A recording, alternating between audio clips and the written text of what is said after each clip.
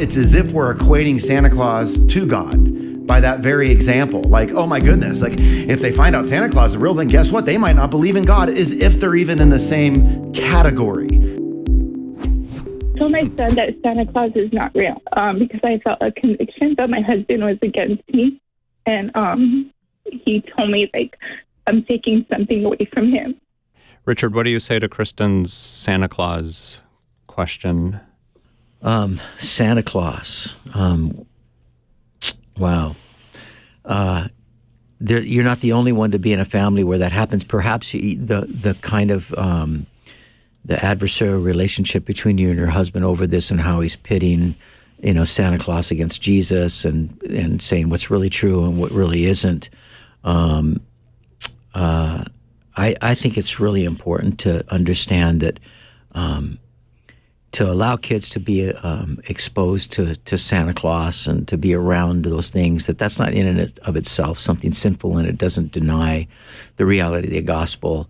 You can explain, hey, there was a real guy around whom these stories were built, and he went around doing these things upon which the Santa Claus is modeled. But the real purpose of Christmas is to celebrate the birth of Jesus.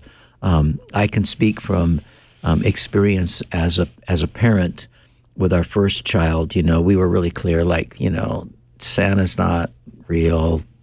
That whole, that was our line that we drew in the sand. And our daughter was with her cousin, who was just separated by a few months in age when they were both pretty little. I can't exactly remember the age, but maybe 3 or 4. Okay. And our daughter said to my niece, well, Santa Claus is not real. And like my poor niece just fell apart. And my sister came to me and went, what did Deborah say to Colleen? Like, Colleen's a wreck. And da-da-da-da-da. And, you're just going, oh. And my daughter goes, Santa can't be real. He's everywhere in the stores. Like, which one's the real one? Come on, he can't be real. So anyway, my daughter did make it a little difficult for us for a bit, but we also kind of set ourselves up for it, and we're way more flexible now with our kids and grandkids concerning Santa Claus. But we're also very, very, very clear that the point of Christmas and the centerpiece of Christmas is Christ himself. So, Bobby, you got a little more to throw in on that? It's just such a journey for people, and it's heartbreaking in a lot of ways to think about the conflict that we can get into over some of these issues. I'm of the opinion that I used to hear the statement, well, if I don't tell my kids that Santa Claus, or if I tell my kids that Santa Claus is real, then I'm lying.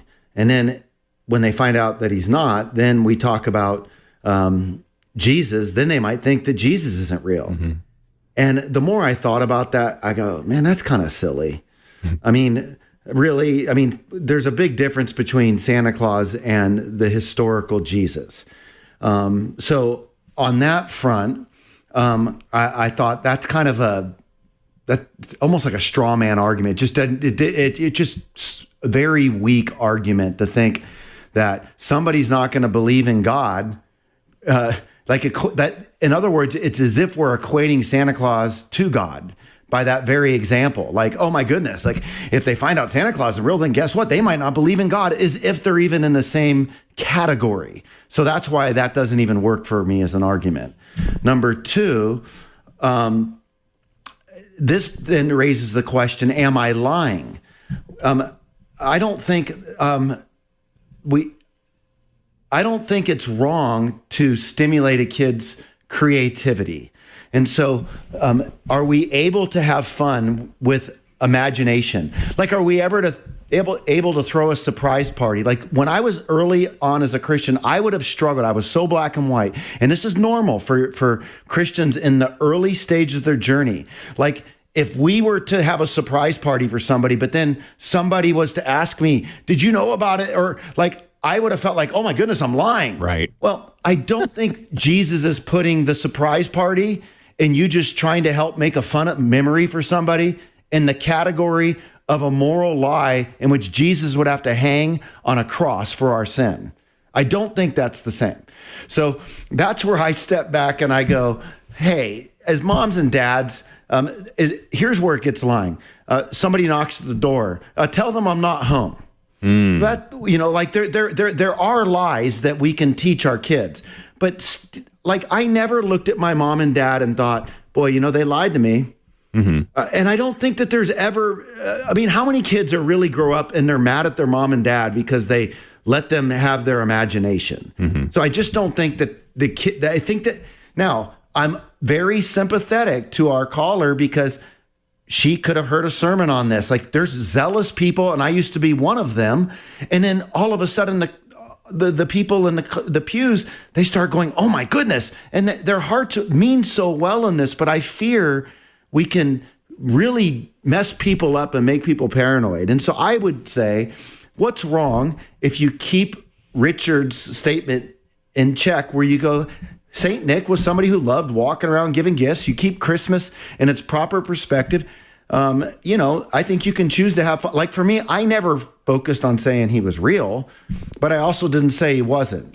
So we just had fun with it. Yeah. But if I did say he was real, I don't think I would have lied. I don't think I would have set my kids up for disillusionment to believe in God. And I also think that the point of Christmas is, as Richard said, we got to keep it on the main thing. And so there's lots of teaching opportunities like, hey, Santa's a nothing compared to like Jesus, right? And so we can do that. But this is a conscious thing. Some people could be listening right now and they could be like, I can't believe he's saying this. Well, I wouldn't have believed I'd be saying this early on when I was a zealot about this.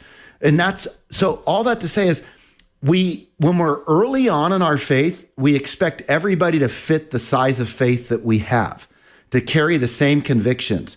The more we mature in our faith, we realize that we've all been through some different zealous seasons about certain things, and it allows us to be more gracious and to appreciate where people are on their journeys and to give them some space to figure things out. And that's what I wish we would do with people on the front end instead of fastening them with all of these legalistic type of tendencies that they feel like they're violating God, and they have to go find freedom down the road. Yeah. So we can say Santa Claus is based on St. Nicholas, who was a real person, and St. Nicholas gave gifts to people, but there's one gift that only Jesus can give us, and that's the gift of salvation. Yeah. What would you say, Richard? And I would say yes to that. And here's the deal. Like there are people who are really there's godly guys that a lot of people read.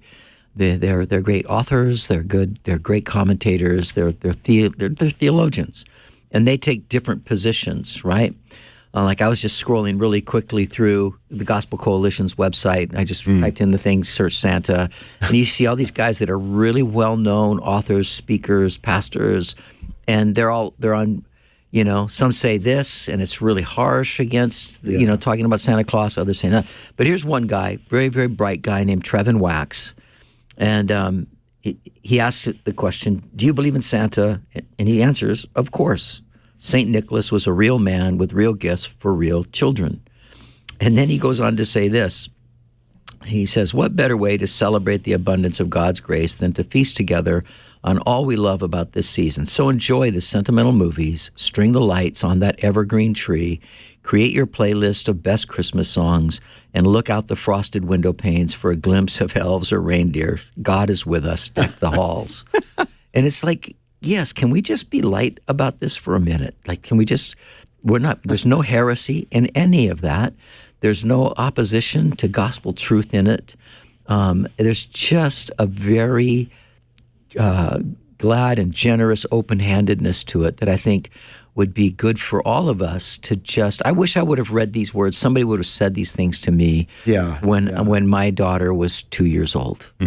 And it would have just changed a whole lot of stuff because we had the lights, we had the Christmas trees, we had all the presents, we had all the wrappings.